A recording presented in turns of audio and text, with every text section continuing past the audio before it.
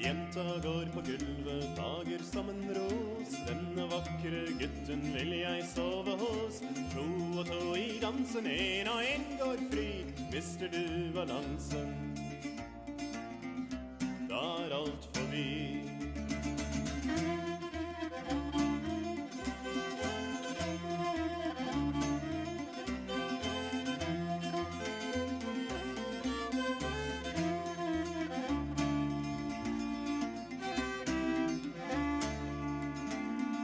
Gutten står på gulvet, reiser som et tre. Denne vakre jenta skal jeg sove med. To og to i dansen, en og en slås ut. Mister du balansen, da er leken slutt.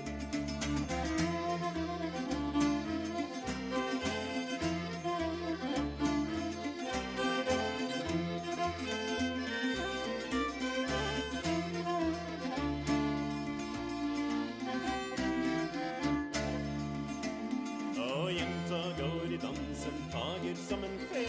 Gutten leder jenta, han skal være med. To og to i dansen, en og en går fri. Mister du balansen,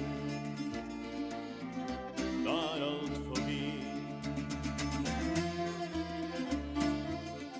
Comenzamos nuestro proyecto hablando sobre el poder constituyente en Noruega, que empieza en 1660 a 1814 con la corona danesa, cuando después se hace el Tratado de Kiel el 14 de enero de 1814, obligando al rey danés a ceder Noruega a Suecia. Después, el 10 de abril de 1814, unos hombres se reunieron en Eidsvoll para hablar sobre este tratado. El 17 de mayo, en la Constitución, el príncipe danés Christian Fredrik fue elegido como el rey de Noruega. Después de esto, todo el mundo estaba muy conforme con esa decisión, pero por alguna extraña razón, Suecia ataca a Noruega y se unifican después. En 1905, Noruega y Suecia lamentablemente se separan con la llegada del reino Haakon VII.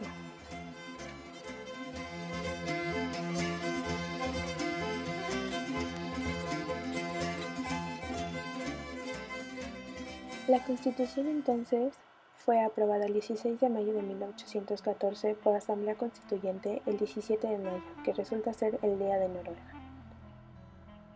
Noruega, en su primer artículo de su Constitución, habla sobre que es un Estado libre, independiente, indivisible e inalienable. La forma de gobierno es una monarquía limitada y hereditaria, además que consta de un Consejo de Ministros, que ayudan a tomar decisiones al Poder Ejecutivo. Consta de 19 provincias en total, y estas provincias derivan de divisiones previas a la Constitución de Noruega. Estos son distritos electorales que forman parte de las elecciones en el Parlamento noruego. Hablando de su poder ejecutivo, en el artículo 3 se estipula que el poder ejecutivo reside en el rey o la reina, si se le hubiera sucedido a la corona según las prescripciones del artículo 6 o del artículo 7 o del artículo 48 de la Constitución noruega.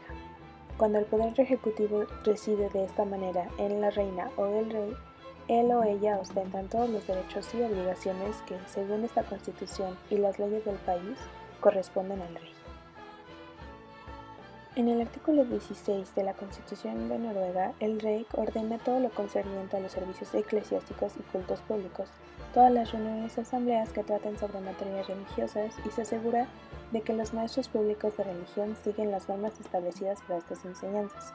También puede publicar y revocar ordenanzas relativas al comercio, a las tarifas de aduanas y todo lo económico concernente y a la policía.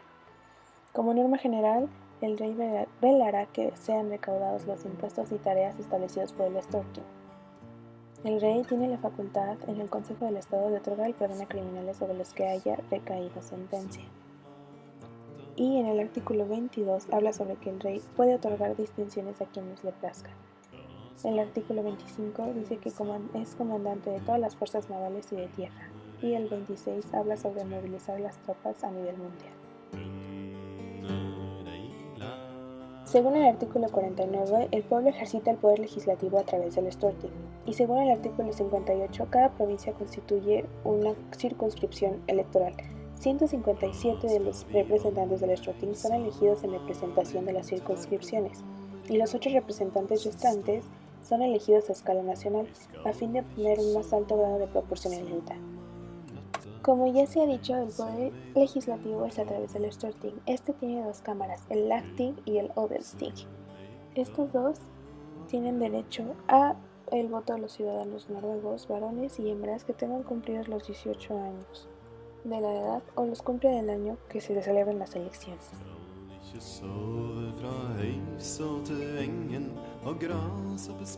Según el artículo 77, su contrapeso es cuando una propuesta de ley tiene que pasar por el Odelsting, ha sido aprobada por el Lagting o por el Storting en sesión plenaria.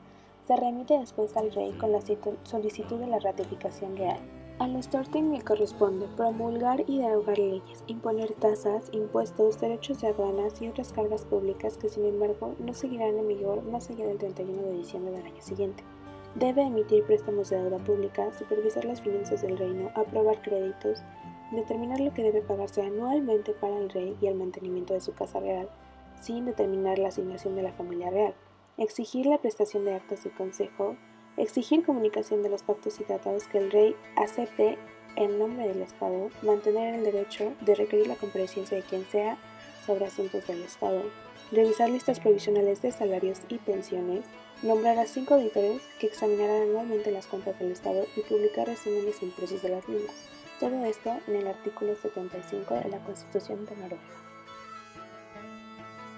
Hablando sobre su poder judicial, en el artículo 86 habla sobre el Alto Tribunal del Reino, llamado Riksret, que juzga en primera y última instancia en los procesos promovidos por el Odelsting contra los miembros del Consejo de Estado o del Tribunal Supremo o del Storting por actuaciones delictivas que pudieran haberse dado dentro de sus funciones.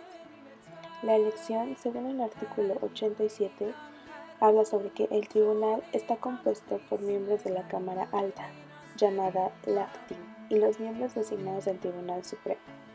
Las principales funciones son ejecutar leyes adoptadas por el Storting, que es el Parlamento noruego, y segundo, controla los poderes legislativo y ejecutivo para asegurar que estos acaten las leyes que previamente han sido adoptadas en la Constitución.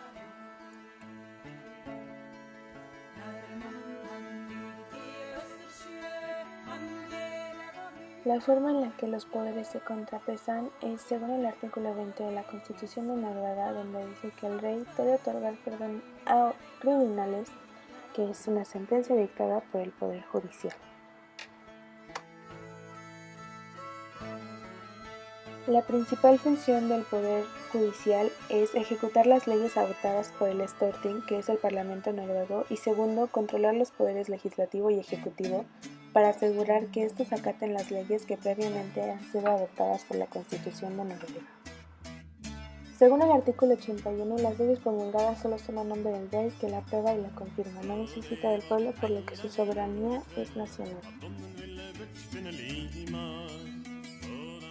Algunos organismos autónomos que pudimos encontrar en Noruega son el Banco de Noruega, la Comisión para la Protección de Derechos Humanos, la Comisión para la Protección de la Cultura y la Comisión de Protección de la Mujer y el Niño.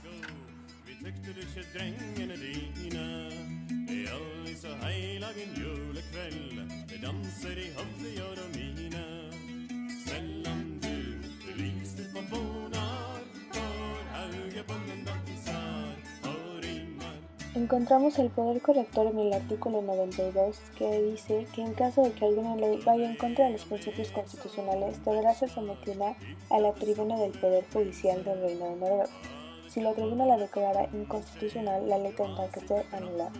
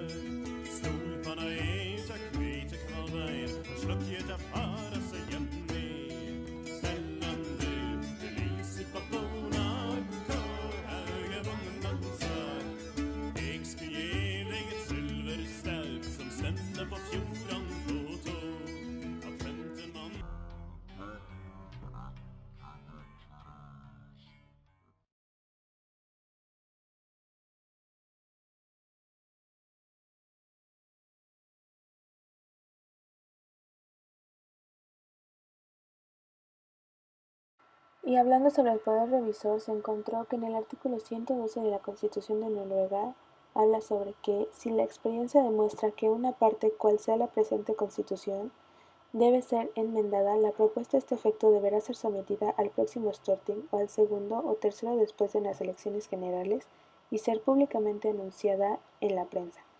Pero será solamente el primero, segundo o tercer Storting después de unas nuevas elecciones legislativas a quien corresponda decidir si la enmienda propuesta será aceptada o rechazada. Tal revisión no deberá nunca contradecir los principios contenidos en esta Constitución, sino referirse solamente a la modificación de extremos particulares que no alteren el espíritu de la Constitución. Para que tal enmienda sea acordada, se requerirán los 2/3 de los votos del Storting.